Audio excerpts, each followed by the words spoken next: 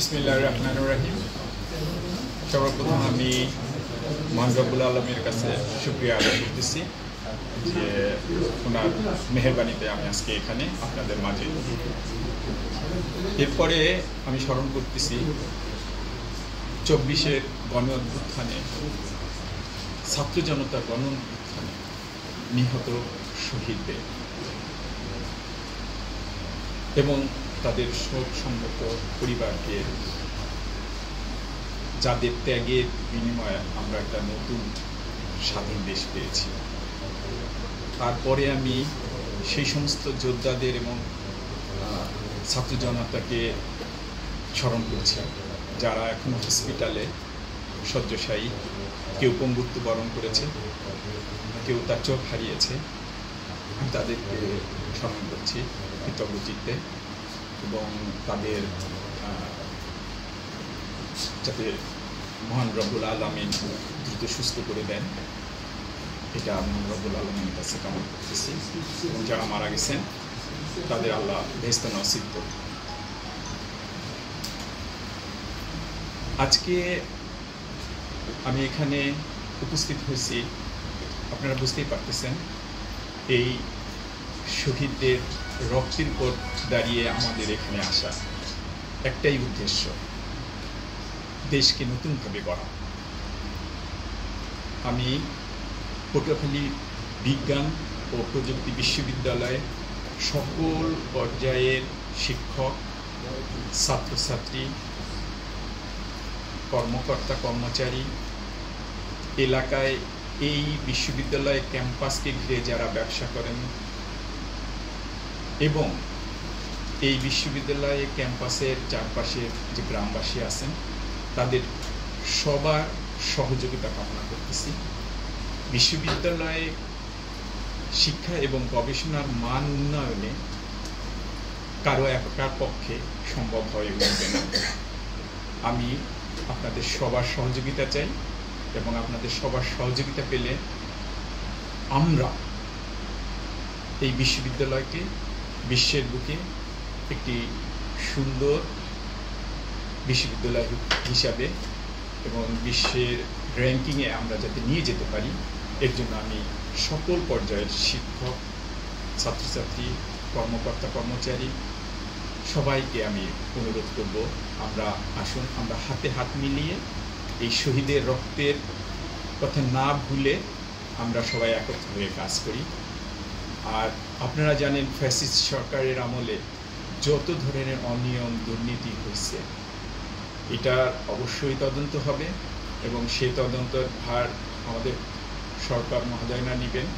তারপরও আমি ব্যক্তিগতভাবে মনে করি যে আমি বলবো আমার বিশ্ববিদ্যালয়, আমার এই বিশ্ববিদ্যালয় যে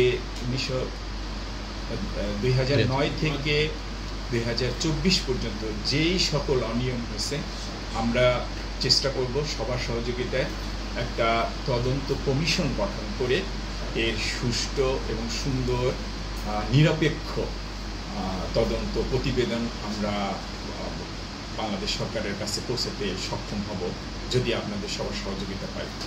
আমার কাছে আমি এটাও শুনেছি যে এখানে মেধার অবমূল্যায়নের জন্য আমার মেধাবী শিক্ষার্থী আত্মহত্যা করছে। আমি এটার আর পুনরাবৃত্তি দেখতে চাই না যদি আপনারা আমাকে সবাই সহযোগিতা করেন।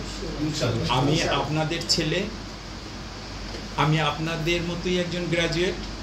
আমি আপনাদের অনুরোধ, আমরা এই 15 বছরের যে ফ্যাসিস্ট নিপীড়ন অত্যাচার সহ্য করছি, মুখ খুলে কথা বলতে পারি নাই, সেই অবস্থানটা যেন আর সামনে ফিরে না আসে, আর আমরা যেন সবাই ঐক্যবদ্ধ হয়ে থাকতে পারি। যদি ঐক্যবদ্ধ হয়ে না থাকতে পারি তাহলে কিন্তু আমাদের পতন 15 বছর লাগবে না, তার আগেই ঘটবে।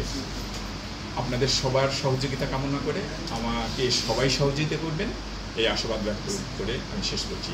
ধন্যবাদ। একজন ভেটেরিনারিয়ান কৃষিবিদ, 19তম BCS এ আছে।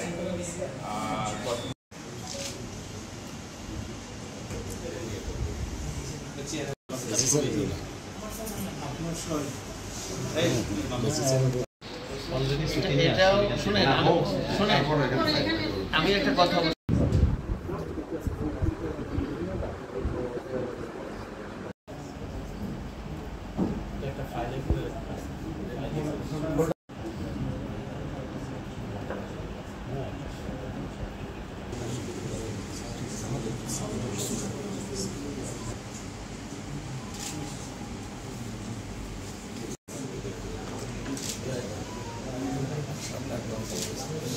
সবাইকে আলহামদুলিল্লাহ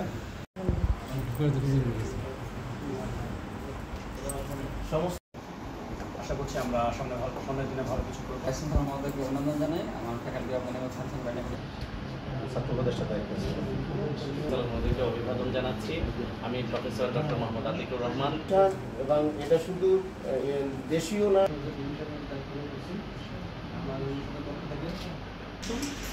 আমি professor doctor Dilruba Yasmin. Anthropology ডিপার্টমেন্টে আর রেজিস্ট্রারের দায়িত্বে আছি এবং chairman department of fisheries management. আমাদের পদবী ক্যাম্পাসে স্বাগত জানাচ্ছি। আর আমি কবি বেগম সুবেগ আমার হলে প্রবোস্ট হিসেবে আছি। এবং নিয়োগ অনিয়োগ অ্যানালিস আমরা যেটা কতিপয় গুণাগার বান্ধা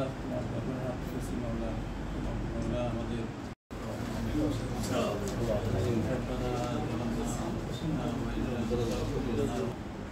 ত্যাগের বিনিময়ে আমরা যে নতুন এবং তুমি আমাদেরকে সেই তৌফিক দান করো এবং পথ ধরে যেন এই বাংলাদেশকে পরিবর্তন করতে পারি। আমরা বাংলাদেশে